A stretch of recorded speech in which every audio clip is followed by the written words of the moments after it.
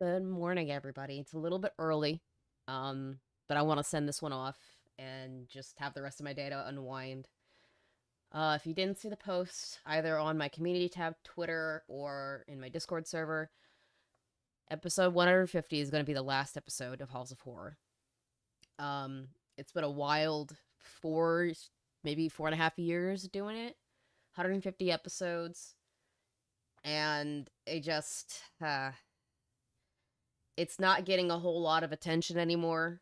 Um, it's not really bringing anything to the channel anymore, even though I do enjoy looking at analog horror stuff. And I don't feel like it's providing enough good content for you guys.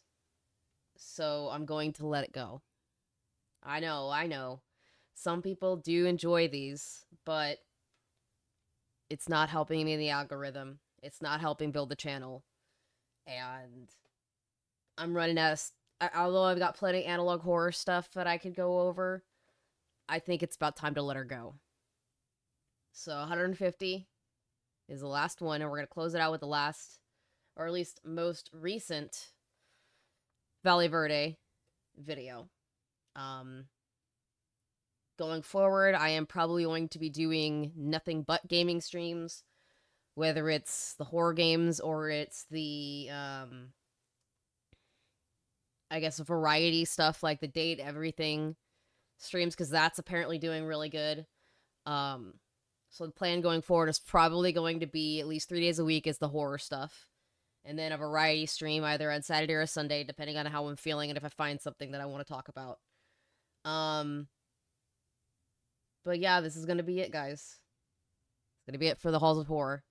I had a really great time doing these streams with initially Jada as my co-host, or Jada the Demon as my co-host, having a couple of people pop in here and there as guest co-hosts, and then Nox being my last mainstay co-host. So big shout outs to them. Thank you for being a part of the wild ride, even if it was just for a short time. But we're going to close this out with the last Valle Verde video. Robert Saturn's Memorandum. This one was posted in November. This was initially a community post, but Alluvium decided to turn this into a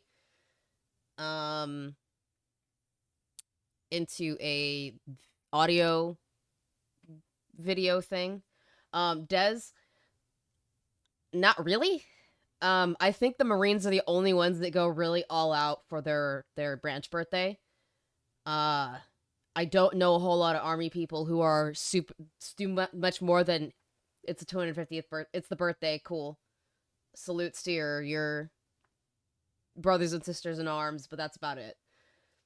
There really isn't it's not a huge hoopla like the Marines do. But then again, the Marines will use any damn excuse to party.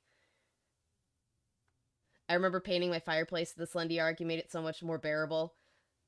It was bearable for you. Because good lord, I have lots of stuff to say about the Slendy Arc, because that was something else. Squatch it. Good god. Yeah, I'm sad. I'm sure there are people that are sad that it's going, but it's just not a draw anymore. And there's not a whole lot of input from people on it. So it's time to move on. It's time to just play games and have a good time.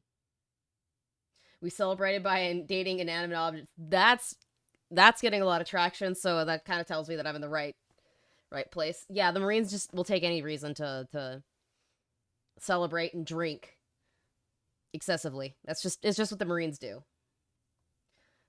Any excuse to break out the fancy crayons. Yep, crayon emeries for the win. But we're good with the preamble and the last hurrahs to begin the stream. Let's get into the content. Yep.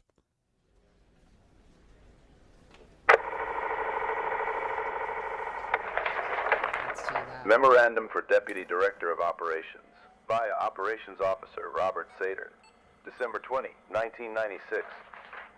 This is a briefing on DP-MSL technological developments. In addition to the brief memorandum dated December 9th, that described our initial involvement in the case. This report provides a more comprehensive analysis, following further investigation. As referenced in the previous memorandum, in parallel with the Institute's report to the Japanese government, one of the... So, the Japanese government involved in this, and I'm assuming that they are the ones that are funding the CIST. That's a really weird name to call something. Shizuoka Institute of Science and Technology. It's always a good thing when the government is involved in little things like this, right? There's nothing nefarious going on here, right? Right? We know that's not true. We know that this is all fucky wuckies going on and bullshit. We know how this goes, guys. We've watched enough analog horror over the last few years to know. The 5 participants of the DPMSL, a study for decoding and preservation of mental synaptic languages. Okay, so this is a way to deal with, like, telepathic messages. Is that why there's ghost and machine shit going on? Is that why that's there? Of course, the government is involved. Yep, government. Nefarious? Them? Never. Never.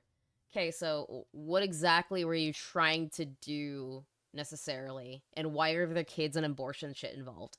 Within the Institute's facilities, as a result of what we can now confirm was heart failure, possibly due to a previously undetected cardiomyopathy. In response to this incident, the Institute Board of Directors, along with Dr. Chikunamachi, the director of DPMSL... Gee, I wonder why that was blocked out specifically. Why is everything else pretty crystal clear, and all of a sudden somebody's name is blurred out? That's kind of fishy. That's very sussy baka. Very sussy baka. Sussy baka. Research decided to notify the Japanese government of what had happened. They promptly dispatched officials to the Institute's facilities to assess the situation and take the necessary steps to prevent a potential diplomatic incident. The report on what happened within the facilities reached us thanks to the cooperation of an FBI legal attaché, John Hirayama, who has been monitoring the Institute's activities, along with other similar organizations since 1994, with the intent of preventing another possible Toshiba Kongsberg case in Iran. So somebody's had a heart attack with these experiments. The FBI has been watching it. So there's no repeat incidents in Iran. And this is the 1990s, which makes sense because this is Desert Storm time period leading up to 9/11 and Operation Freedom, or whatever you want to call it. Roll my eyes a little bit. So that just makes it even more suspicious for me. And I'm sure it makes it more suspicious for everybody else here. Yeah.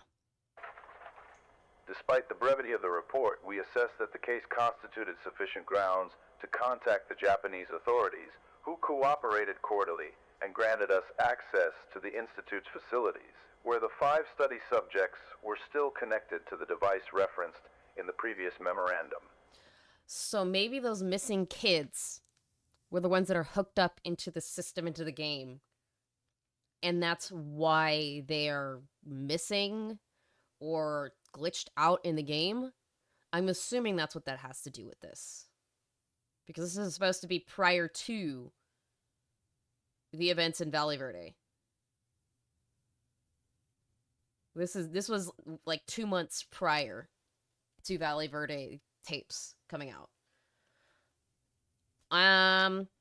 It's kind of bad that this has to do with kids, because that's what I'm assuming it is with the pictures that we saw in the first Valle Verde video, is that there were kids that were hooked up in here that ended up dying whilst their brains are being mapped into the game. That's terrifying. Following the formal agreement with the Japanese authorities and the Shizuoka Prefecture, the Institute made the area designated for DPMSL studies available to us with the cooperation of the Board of Directors and the project's main investigators. Immediately, our team began an extensive filming process of all the facility, along with testimonials from those involved. After a thorough evaluation, this material will be sent as an attachment to this memorandum for reference, along with the corresponding documents.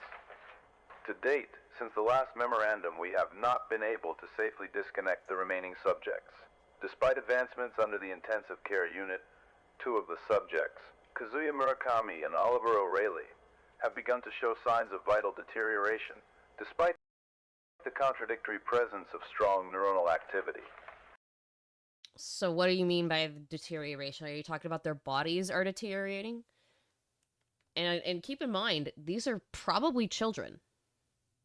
These are probably children, if our assumptions are correct. And they can't get them out of the game. They are stuck there.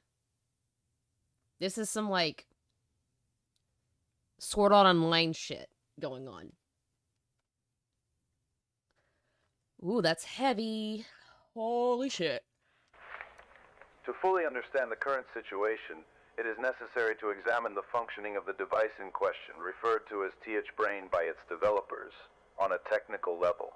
The information presented below is primarily based on the testimony of Dr. Kunamochi. The DPMSL investigation that initiated in 1994 was the continuation of a previous paper titled Study for Cerebral Wave Analysis and Electrical Synaptic Activity. So again, you're trying to map the brain and brain waves and brain patterns and whatnot. And you do it with children. And you think that that's going to go well this early stage in the technological game. And you have no exit plan if things go wrong. That is a gross, gross oversight and miscalculation by the government. Very long horizon. Indeed, it really is. That's so fucked up. It's beyond fucked up. Well, for the purposes of this recording, I'll be referring to it as the C1 investigation, or C1. Alright, let's continue. The C1, that was authored by the same research team, began in late 1991 and concluded with satisfactory results in 1993. Following the success of this research, Kunamochi initiated a new study, the aforementioned Decoding and Preservation of Mental Synaptic Languages, with the hope of expanding the base of analysis and technical development. However, so you had a light test. Because you're not telling me exactly what the test was. You had a light test beforehand. It worked, so you decided, oh, I'm going to take this one step further in an attempt to map the human brain more, or something like that, and see if you can code it into, like, a system. And nobody pushed back on you. That's a problem. But now my question still is, why is there an immense amount of biblical references and iconography in Valle Verde, and why are there lots of references to abortion? Where's this all coming from? I would like to know, because it can't just be a Ghost in the Machine thing. There has to be something deeper to it. There has to be something supernatural going on, and you're not telling us what it is. However, the request for government subsidy was denied, likely due to the current recession or a growing distrust towards the doctor's judgment, which... Yeah, if your judgment is compromised, I wouldn't want to give you government funds either, because that makes me culpable. Although you are already culpable because you allowed this to happen. I will discuss further on. Due to this lack of financial support, the team was forced to seek private investors. A close friend of the doctor, Hanzo Nakamura, who later became part of the investor group, arranged a private meeting with his most influential contacts in hopes of securing the necessary funding. The meeting was successful. During that meeting, Kunamochi met Georgi D. Kostov, a Bulgarian financier who showed great interest in the project, providing the majority of the total investment and remaining present during the development of the research, not as a participant, but as an observer, despite having suggested the participation of one of the study subjects, Jancik Helia, the son of a married couple, close to the businessmen. A brief report on Kostov was provided to us by Hirayama, whose informants regularly monitored visits to the Institute by foreign members. Generally speaking, Kostov appears to be clean. The businessman thrived in the last decade thanks to a significant investment in the shares of Zentiva, a Czech pharmaceutical company, and his efforts. So your homeboy that's funded you is part of Big Pharma. Big global pharma. Oh boy. The government and Big Pharma all working together? Yeah, that's a recipe for disaster. Efforts to start his own medical firm in his home country. Beyond the obvious connection to his daughter, Elena Kostova, a pharmaceutical engineer graduated from the UCTM in Sofia, he appears to be solely dedicated to project financing and lacks any title or experience, suggesting a direct involvement in the technical development of the DPMSL. His indirect participation seems minor, but will gain importance, according to Kunamochi's late testimony. So he's rich and dumb. He's rich and dumb, is what you're telling me. Okay, got it. After securing research funding through Nakamura's contacts, the Institute launched a small campaign to recruit 20 test subjects, including the aforementioned Jansig Veritz Helia, recommended by Kostov. Kazuya Murakami, who is still connected to this device, and 18 other individuals, mostly of Japanese origin, whose names will be attached to the memorandum documents. At the moment, these do not seem relevant to the case, although the possibility that their participation may have slightly altered the extent of the database cannot be ruled out yet. So in total, you've got 20 people hooked up to this thing that are just stuck. Wow. Wow. Wow.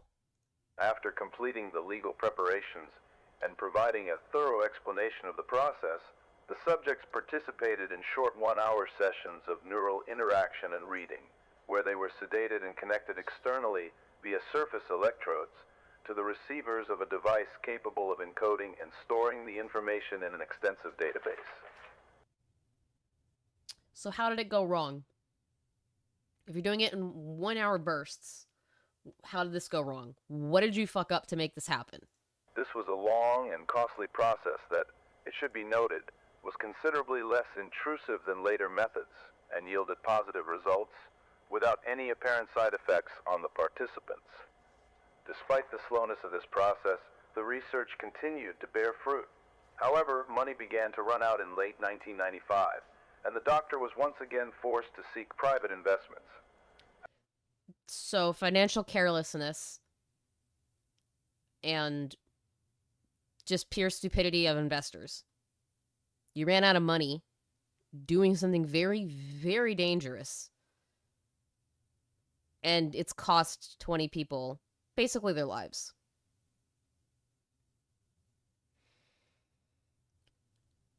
Ugh. That's just gross. After a phone conversation with Nakamura, Kunamochi managed to contact Izao Iwasaki. This is the executive director of Onyxware, a newly established video game company looking for innovative ways to insert themselves into the market. Iwasaki showed great interest in the research from then on and maintained a close relationship with the doctor. This idea of a peripheral device capable of deepening interactions in organic ways attracted Iwasaki, who was about to launch Onyxware's first title, a life simulation video game titled Green Valley.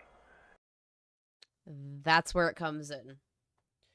So, what I'm gonna guess happened is that they decided, they decided it was a good idea to merge these two projects. And they encoded these people's brains, or their brain activity, into Valle Verde.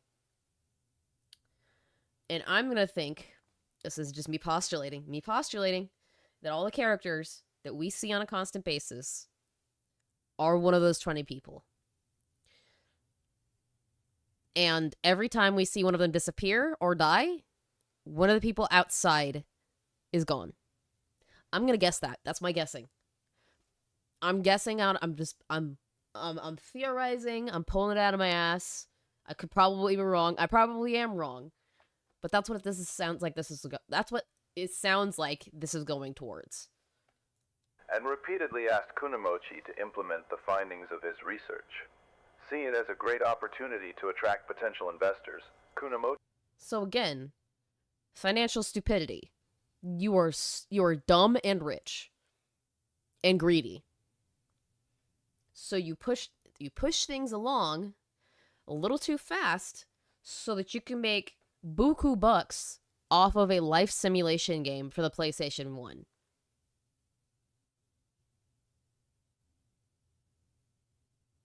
What? With Nakamura's help, invited the executive directors of various development companies in Japan, where the doctor presented the idea, demonstrated the results of his research, and requested an initial financial advance from those interested, with the promise of adapting those results to a peripheral capable of expanding the capabilities of the PlayStation console. Once again, Nakamura's influence facilitated the necessary funds for the continuation of the project. However, Kunamochi decided to temporarily pause the research to work on the development of the device, requesting assistance from his colleagues at the Institute and the eventual presence of Ken Kutaragi, one of the main engineers behind the original PlayStation console. Oh, so PlayStation is very much in on it now, huh? Oh boy. Oh boy, we got some big heads in the middle of this. And it does not look good for y'all. Again, why is there a lot of culty references, religious references, and references to abortion? Why is that an underlying factor here? I would like to know. Please, and thank you. Supervise the compatibility and functionality of the adapter. After 5 months in development, a preliminary prototype of this adapter was finally built. Leveraging the database from previous DP-MSL studies, this prototype showcased... So that's the device. That's whatever device this is, okay? It's very, it does look like that time period's kind of devices. It's very, archaic. I'm not surprised it failed. The peripheral's functionalities to the investment group. Essentially, this device would assist the PlayStation console by increasing its computing power, and it was capable, thanks to its extensive neurological data, of adapting images to low polygonal 3D models, generating its own sequences, audio and text, extending environments in organic ways, assembling complex puzzles using objects from the host game, creating and altering animations in 3D spaces, etc. The development team also added a module equipped with the robust virtual library, mostly composed of public domain texts, along with some songs and movies, to cover any potential gap in the data. So that's why the library is as it is. It's not just the data from these people's minds in this device. It's publicly accessible shit just to plug in the holes. You're still not getting me to the answers that I want. To the questions that I've asked. Despite the success of this meeting, the largest contributor, Iwasaki, who had originally convinced the doctor to develop the device, remained skeptical about its capabilities and suggested that the team should deepen the data collection with a larger number of study subjects. Kunamochi agreed, but delivered several copies of this prototype to various investors for subsequent adaptation to games with upcoming releases. So, without it being extensively tested, and without really all of the information and data you need for this to be safe, you decided, fuck it, we'll send some prototypes to other people to put in their games. What's the worst that can happen? What could go wrong? And you brought in more people to be part of this testing. You expanded it with not enough funds and a lack of care and attention to detail, because what you wanted was to make buku bucks. I see exactly why this went wrong. Ensuring that any future changes could be incorporated into the software without major issues, and would only increase the device's effectiveness upon the commercial launch. After the meeting, the research team added 10 study subjects to the group, and by resuming the learning sessions, they sought to reinforce the database's efficiency. However, after an additional 3 months of study, Iwasaki remained dissatisfied with the results, and the other investors began to grow impatient with the doctor. Big investors pushing people to create results quicker than is viable. Gee, I wonder where we've seen that before. The gaming industry right now. You need to make this deadline. We need the buku bucks like right now. Glitches out the ass. Incomplete games. DLC fodder out the ass. There's a lot of problems with all that. We've drifted away from the promised land of complete games at launch with very little bugs. Can we bring that back, please? I would love that. Under pressure from investors and with funds running low, Kunamochi requested more time and considered the implementation of a method theorized in the previous paper, the C1. This method involved a deeper collection of neuronal data through a faster but more intrusive process. Oh, so that's why that went wrong. You went for a faulty method of collecting data that is more intrusive into the brain and takes probably more time to do these little burst tests, and you fucked up. And in doing so, you've killed 20 people. You've made them vegetables.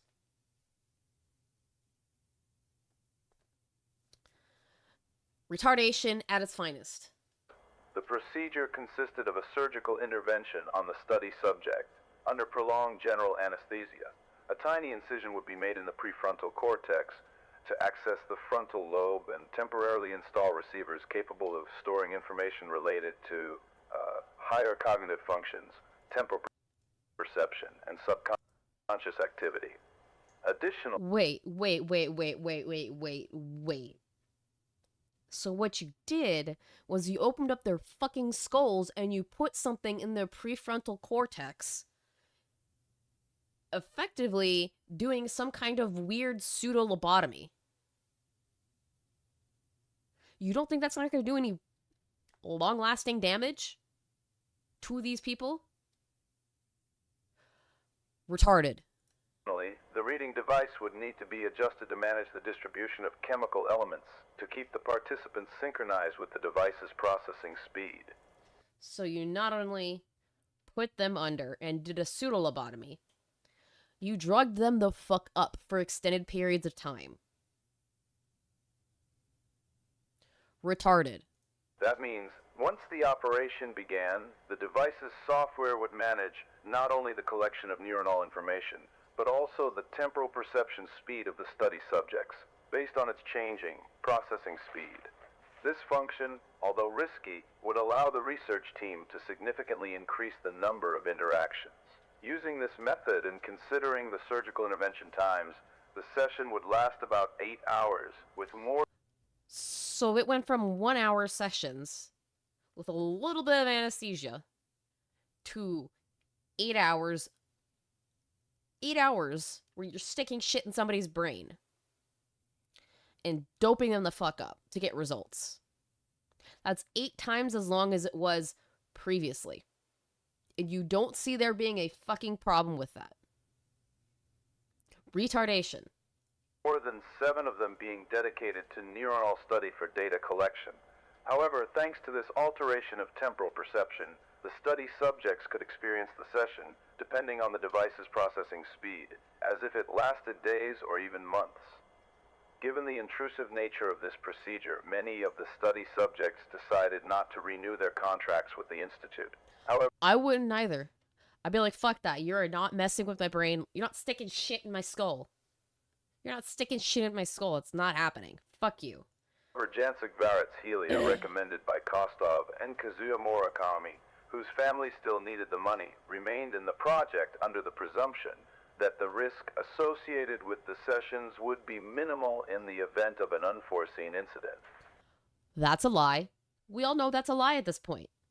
You got gullible people who are desperate for money to feed their families, to sustain their families and keep a roof over their head. and you tricked them saying, oh no, this is fine. You're going to be totally fine. Going from an hour to 8, being under heavy anesthesia and a shit ton of drugs to make your brain go, woo, with shit in your fucking skull. That is so predatory. That is so fucking wrong. The Institute once again began recruiting study subjects, but this time with the goal of achieving a more extensive and diverse data collection. To broaden the search range, recruitment was conducted internationally, and according to Hirayama's reports, almost clandestinely. So that's why we have the missing kids in there, or missing people in there, that were from different countries. Because this went abroad. And you started pulling gullible, stupid people in from abroad. Alright, starting to make the puzzle pieces are starting to fit together. As a result, 3 new members were integrated into the team. The aforementioned Oliver O'Reilly from Ireland, Matthias Crespo from Argentina, and Claude Delafoy from France. All members of this new team, with the exception of Kazuya, who originally joined at 17, but has since turned 18, are... Oh, so you got minors. You pulled minors into this. Retardation. Young teenagers, and some of them have pre-existing health conditions or disabilities. Matthias Crespo is deaf-mute. Claude Delafoy suffers from stage 3B, small cell lung cancer, and Kazuya Murakami has multiple congenital malformations caused by inherited effects of radiation exposure. So you not only grabbed people and doped them up and put them under and doped them up and fuck with their brain, you did it to people who were severely physically and mentally handicapped, including somebody who's got stage fucking 3 cancer. Oh my god, it just keeps getting worse and worse and worse. We're almost in hell right now. We are almost in hell. That's how fucking low this has dug themselves. This has gone. Nevertheless, none of them suggest an immediate risk of death. Shortly after completing the legal paperwork, the 3 new members, along with their accompanying family members, were transferred to Japan, and they were given 2 weeks to get to know each other, build a relationship with the research team, understand the session procedures, and set up their rooms at the Institute. The first joint session took place on Tuesday, November 19th. The 5 participants were anesthetized and connected with the help of a professional medical team to the reading device, which had been enhanced to increase its processing capacity. Additionally, Unintended Veil, High Octane Junkie. Yeah, we're about halfway through this, and I am already beyond pissed off. The research team added new modules for this series of data training, which contained games released for the PlayStation console, along with other unfinished games that would be compatible with the device upon its eventual commercial release. So that's why they have those couple of games that we see in the videos, and I will be right back. I gotta use the bathroom.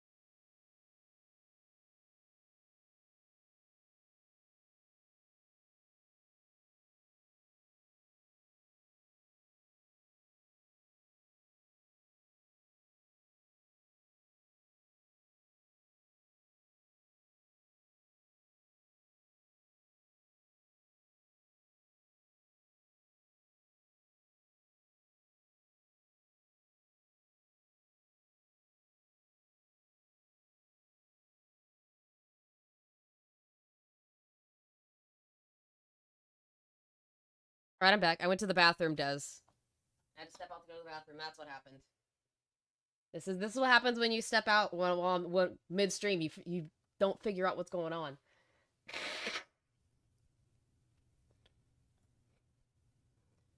Ah, including the aforementioned Jan that's Sigvaris. not where we were. The Institute once again began recruiting study subjects, Oh, along with other There we go. unfinished games that would be compatible with the device upon its eventual commercial release. These modules also contained a large number of movies, musical pieces, and texts no longer in the public domain that had been added to capture the participants' stimuli and improve the organic generation of multimedia files.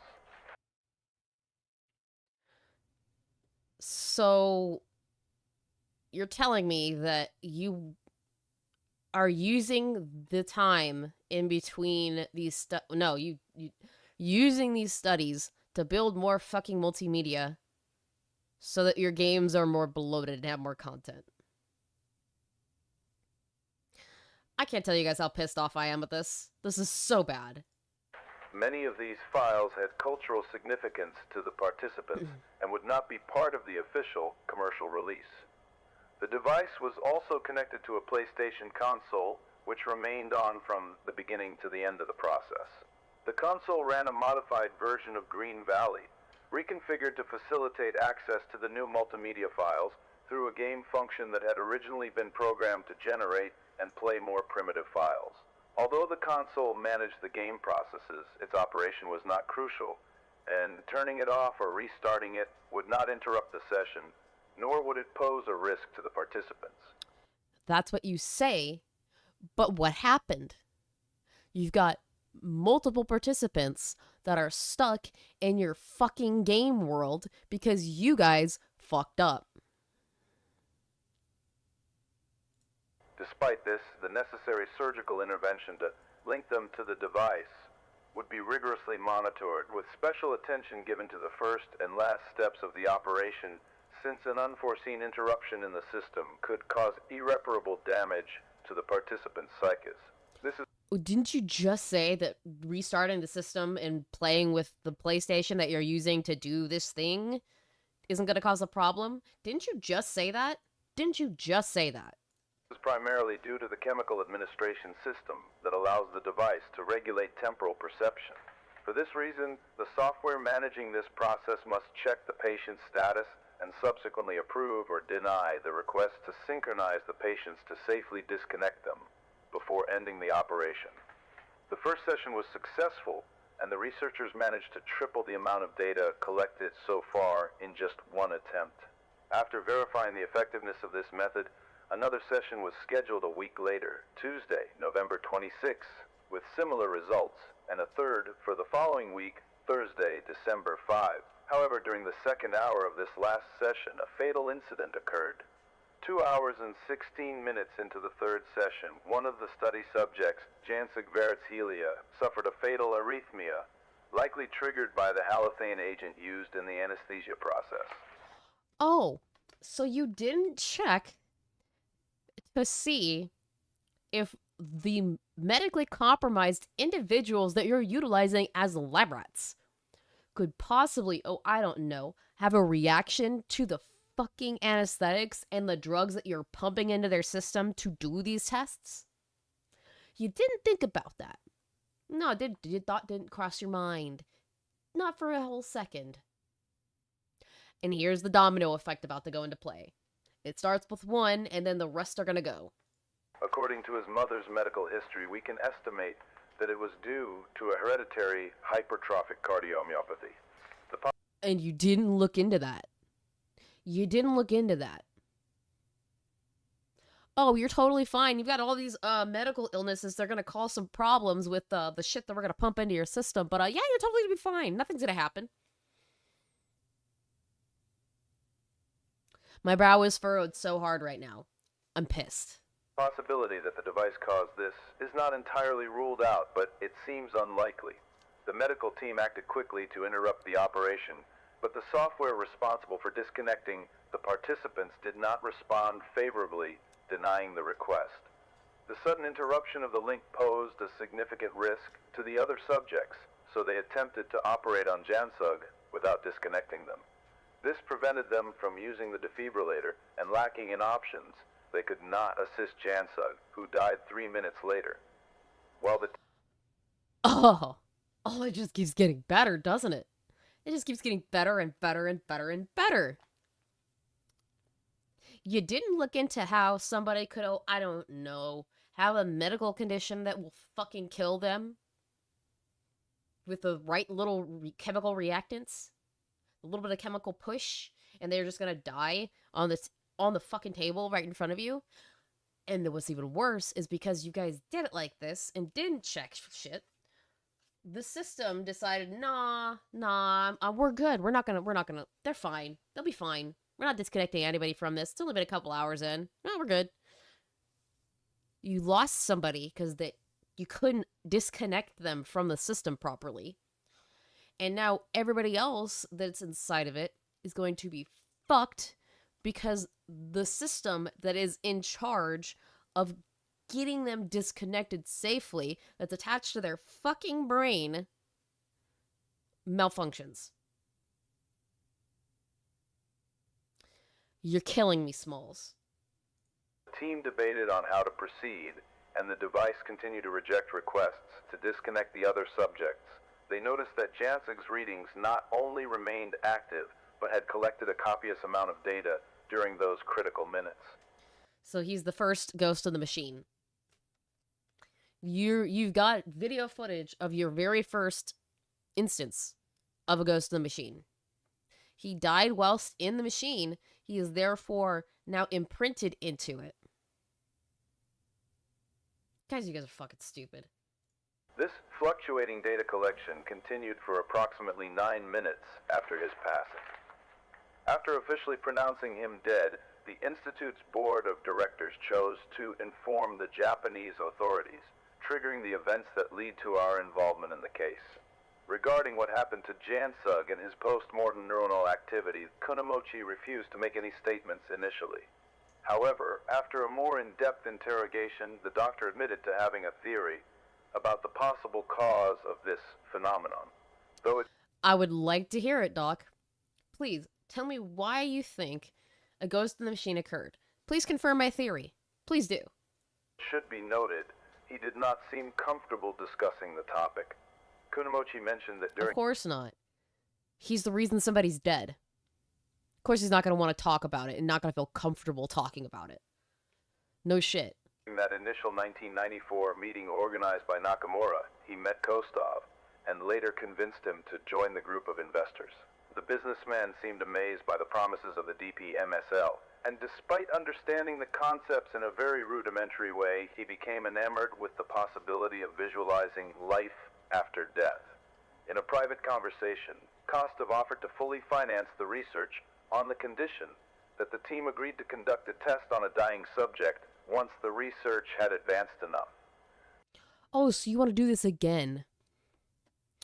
You don't just want to do it once, you want to do it multiple times to see what happens. What money and fame and infamy will make a person do. What would you do for a Klondike bar? Good God.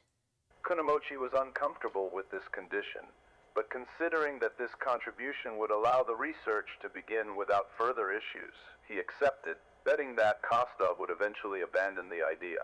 However, Doctor, I've made a severe and continuous lapse in my judgment. I do not expect to be forgiven, but I do expect a tax write-off. Exactly, Pidgey. That's exactly what's going on. And on top of that, I need the money to continue my research, and I don't like the conditions for said money. But I'm gonna do it anyways because I feel like you're gonna pull out, and you're not gonna put up or shut up. You're not gonna put up, so you're gonna shut up. Nothing bad's gonna happen. Well, guess he put up. However, the businessman not only persisted, but over the years became more insistent, applying increasing pressure on the doctor, repeatedly threatening to withdraw funds entirely. Under the pressure of these threats, and knowing that Kostov would not relent, Kunamochi decided to incorporate a conditional instruction into the software programming that would allow the experiment to be carried out in the distant future without reconfiguring the whole program or interfering with other lines of code.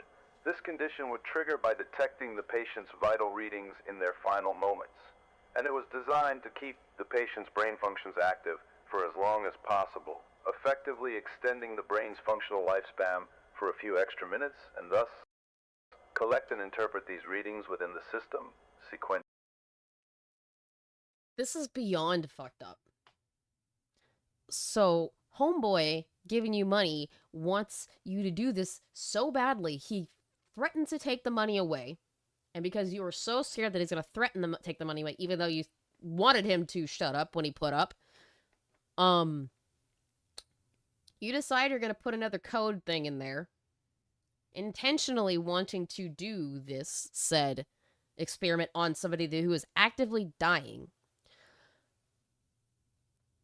And you think that's going to go well. Predatory and retarded. Eventually, Kunamochi assured us that this conditional instruction was not active at the time of the operation. However, so far, it seems the only feasible explanation. Regarding this software block preventing us from safely disconnecting the remaining 4 subjects, we still do not have a definitive answer. However, the research team theorizes that it could be related to the enormous amount of information that Kazuya Murakami and Oliver O'Reilly have recently started to generate. 2 days ago, we managed to stabilize the temporal perception issue by modifying the external hardware of the device. Essentially, we removed some components that enhance performance, forcing the maximum processing speed to a pace similar to standard human perception. However, considering the age difference between the youngest subject, Matias Crespo, who is 9 years old, and the... He's fucking 9. You have a fucking 9-year-old hooked up into this goddamn machine that you've seen kill somebody already. I'm not going to even ask if you're insane because I already know that you are. You and everybody who okayed this, including their family members. All of you are insane. Batshit insane. The oldest, Kazuya Murakami, 18 years old.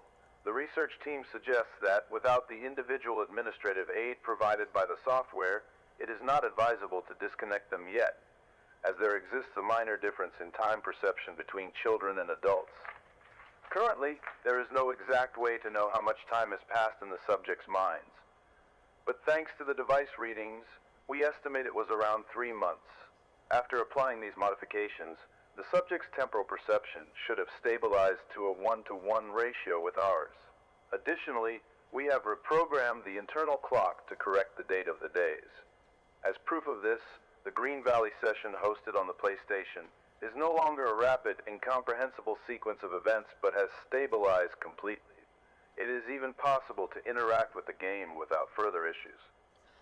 The video we see just a few months after this memorandum was put out says otherwise. You a whole ass lie. Regarding the participants' experience, the researchers are unaware of what transpires in their minds while the console remains off. However, when the game is running, it is estimated that they live an experience similar to a dream. During this state, the subconscious seems to generate images and sounds that emulate their assigned characters' sensations quite accurately. They do not see polygons or pixels, but a very close representation, structurally based on their personal experiences, which can vary from person to person. Having said this, we are working closely with the research team to individually synchronize the subjects and disconnect them as safely as possible. However, there is growing concern within the team for Kunamochi's health. He has not left the premises since the December 5th incident and has barely left the operating room, except to use the restroom or sleep for very brief periods. That's concerning. You need to stop right there. That is the biggest red flag to stop. Stop this shit.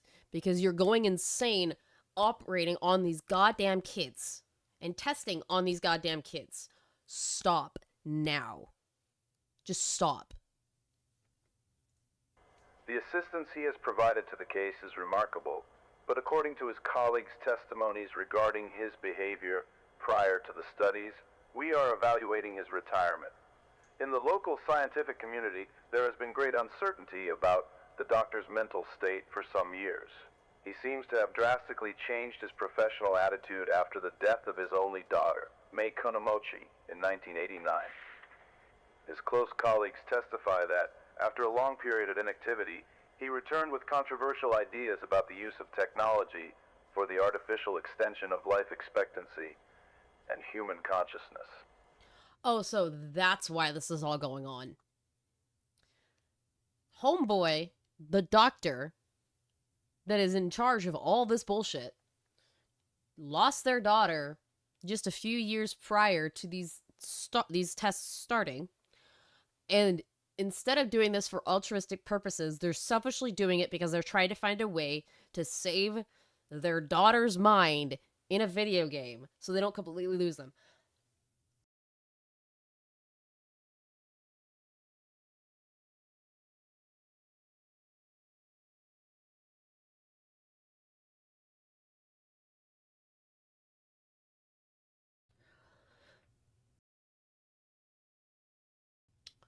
Sorry, guys, I went into a coughing fit just now. Ugh. Being sick and having tickles in the throat fucking sucks. Alright, let's wrap this up. We only got a few more minutes left in this video. He also confirmed this in his testimony when we discussed Kostov's proposal. Initially, he rejected the idea of conducting the experiment because, according to his own words, his goal was to extend life, not to study death. Therefore, if the experiment were conducted, he planned to delegate the operation's supervision to an institute colleague. Thanks to Hirayama's brief report, we also know that in the early days of DPMSL, the doctor frequented a small cult community in southern Shizuoka. There it is. There it is. There's the culty shit. How much you want to bet that the doctor is the scientist that got frickin' roasted at the stake because he pissed off the cow god? How much you want to bet? Because I'm betting that's exactly who that is.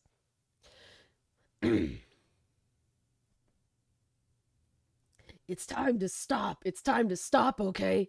No more. Well, the hell are your supervisors? Who are your supervisors? I'm gonna report you to HR. It's time to stop. With a particular interest in life perpetuation, it is possible that he had visited this community numerous times before being followed, extending to the days of C1, or even earlier than that. For these reasons, combined with his recent behavior, we are evaluating his continued involvement in the case, and any developments regarding this will be reported in the next memorandum. Regarding our operation, and considering the cultural relevance of the case, I'll take this opportunity to request the assistance of an agent versed in French and Argentine cultures, who can also speak English and Japanese fluently, to communicate with me and the Institute's assigned team. Any agent meeting these requirements will be beneficial to the case. It's worth mentioning that our team is in close contact with the affected companies to provide financial compensation for the duration of this process, emphasizing the importance of keeping the matter confidential for diplomatic reasons. Oh, so because you fucked up so severely, we need to grease a few palms so this keeps on the hush-hush.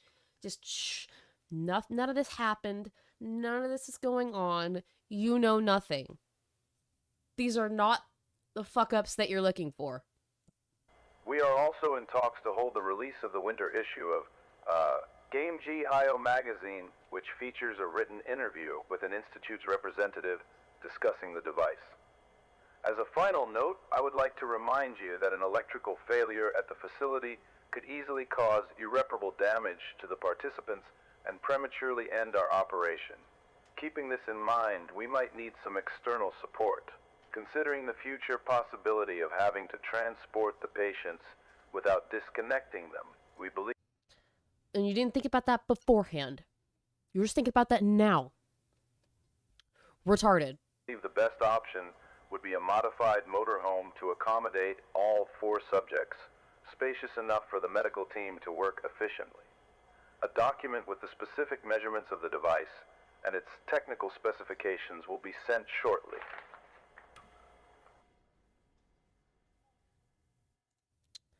And that's it. Wow.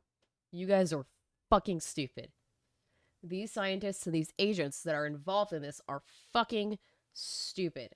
And that is one hell of a way to send the Halls of Horror series off. With a goddamn bang. 150 episodes to date. That's a lot. It's probably around 3.5 to 4.5 years of work put in. It's been a fun ride. Thank you guys for being a part of it. I'm so glad that I've met a lot of people that enjoyed watching these with me all throughout the very beginnings, where I was talking about true crime, to going through stuff like the Slenderverse, to having Nox and Jada the Demon on. I really appreciate you guys. Hopefully you'll stick around for my gaming stuff. I really appreciate it. And for one final time in the Halls of Horror, sweet nightmares.